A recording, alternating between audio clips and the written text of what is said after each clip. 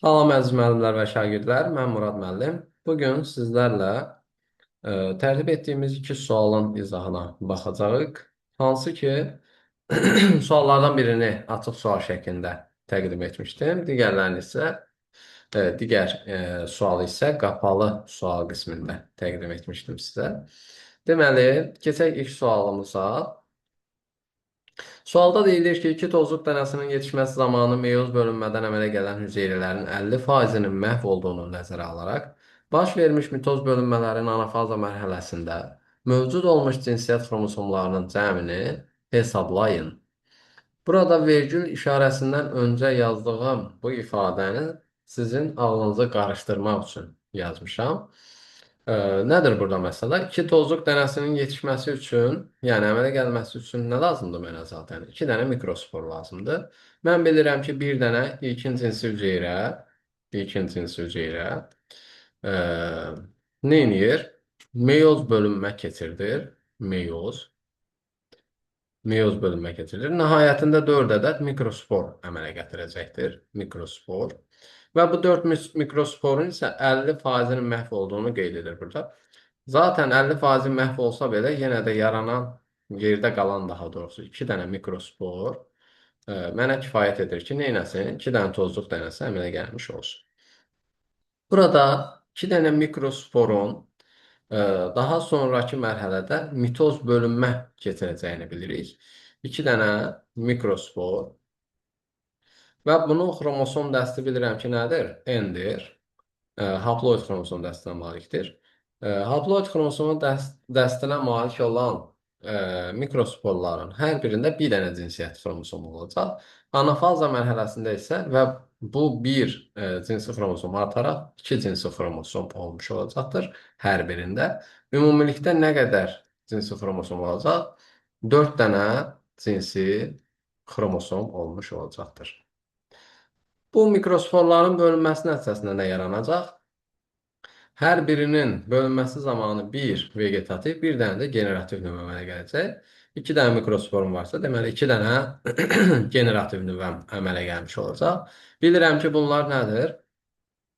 Vegetativ nüvələr bölünməyəcəkdir. Sadəcə generativ nüvələr mitoz bölünmə keçirdəcəkdir. Burada da xromosom dəstəni haploid olaraq görürük generativ nüvələrin. Hər bir generativ nüvədə demək ki, bir ədəd cinsi xromosom olmuş olacaq. Bunun da mitozun anafazasında xromosom dəsti hər biri üçün 1-dən 2-yə artmış olacaq. 2 dənə generativ nüvə olduğuna görə 4 dənə cinsi xromosom cəmi görmüş olacam anafaza mərhələsində. Demək ki, bunların ümumi, yəni tozluq dənəsinin yetişməsi zamanı baş verə biləcək mitoz prosesləri sadəcə kimdə oldu? Bir mikrosporda oldu, bir də generativ nüvələrdə oldu. Və bunların sayına uyğun olaraq mövcud cinsi xromosomların sayını tapdım və cəmlədim. Cəmi 8 dənə cinsi xromosom olmuş oldu. Növbəti sualımız Növbəti sualda deyir ki, bizə təqdim olunmuş qrafikdə sağlam qadının 28 günlük aybaşı sikli və uşaqlıq divarının vəziyyəti təsvir edilmişdir. Buna uyğun olaraq bu qadında növbəti aybaşı dövrünün X fazı hansıdır? Aybaşı fazasıdır, yəni. Birinci günü 12 may tarixinə təsadüf edir.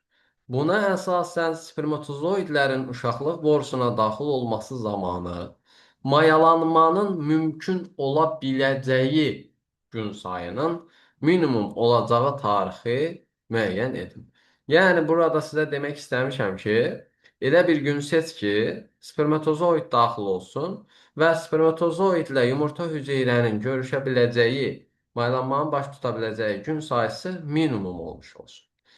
Mən burada hesablama edən zaman, əgər X fazası, yəni aybaşı fazası birinci günü 12 may tarixinə təsadüf edirsə, mən burada ovulyasiyanın baş verəcəyi tarixi tapmaq üçün nə edirəm?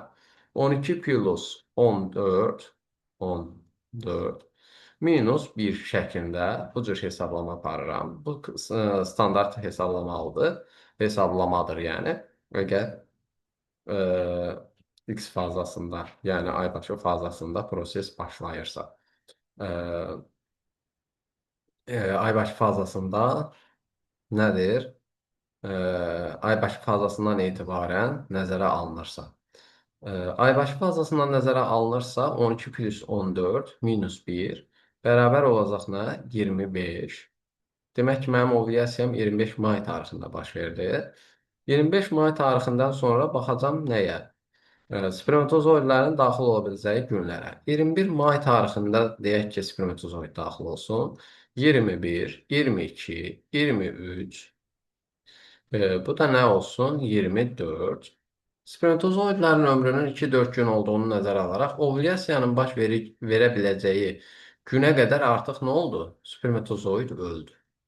Demək ki, heç bir maylanma baş verməyəcək 21 mayda daxil olsa. Baxaq sonrakı günə 22 may tarixində. 22 mayda daxil oldu. Sonra oldu 23, 24, 25. Deməli 25 may tarixində artıq spermatozoidin neçənci ömrünün 4-cü günü, yəni sonuncu günü olmuş olacaq və 25 mayda da həmçinin mənim ovulyasiya prosesim baş vermiş olacaq. Yumurta hüceyrəm hazır, spermatozoidin isə ömrünün sonuncu günüdür. Demək ki, bunlar sadəcə 25 may tarixində görüşə biləcəklər. Yəni sadəcə bir günləri var görüşmək üçün. 23 may tarixində deyək ki, spermatozoid daxil olsun. 23, 24, 25, 25 mayda yumurta hüceyrəm hazır və spermatozoidin ömrünün 3-cü günüdür hələ. 26 may, artıq 26 mayda bilirəm ki, hələ də yumurta hüceyrəm salamatdır və spermatozoidin ömrünün sonuncu günüdür. Yəni 26 mayda və 25 mayda nə olacaq? Spermatozoid yumurta hüceyrənin görüşməsi mümkün olacaqdır. Demək ki, mən bunu 23 mayda spermatozoidin daxil olduğunu nəzərə alsam, görüşə biləcəkləri gün sayı nə oldu? Artıq 2 gün olmuş oldu. 24 mayda da daxil olsa, yenə də 2 gün olmuş olacaq. 25 mayda da daxil olsa, yenə də bunların görüşməsi üçün mümkün olan gün sayı 2 gün olmuş olacaq. Deməli, 21 mayda ümumiyyətlə mümkün olmadı. 23, 24, 25 mayda daxil olan zaman görüşə biləcəkləri gün sayı 2 gün oldu. Sadəcə 22 may tarixində daxil olarsa, görüşə biləcəkləri gün sayı minimum olmuş olacaqdır. Belə əziz müəllimlər və şagirdlər, sualımız bundan ibarət idi. Dinlədiyiniz üçün təşəkkür edirəm. Sağ olun, salamat qalın.